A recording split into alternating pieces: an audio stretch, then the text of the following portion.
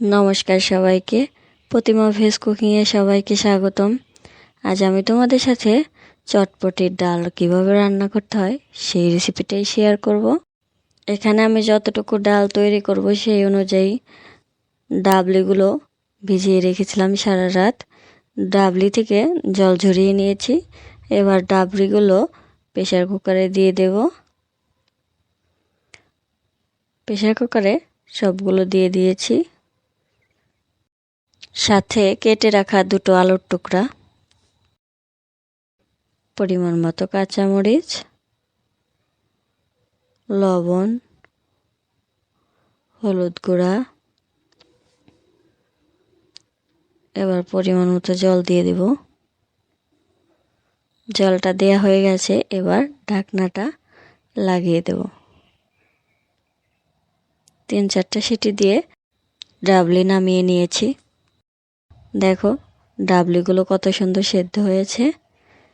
এবার ফোড়ন দিয়ে দেব। সয়াবিন তেল,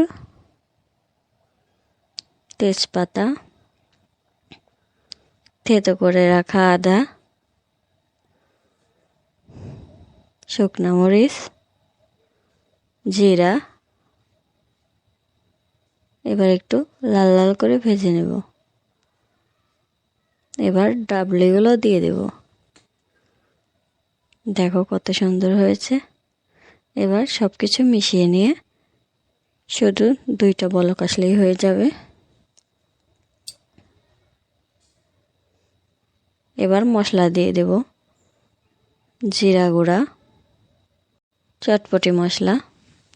এবার সব কিছু মিশিয়ে নেব।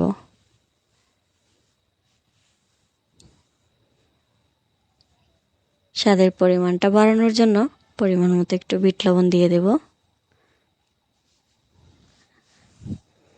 আজকের এই রেসিপিটা কেমন লাগলো অবশ্যই কমেন্ট করে জানাবে।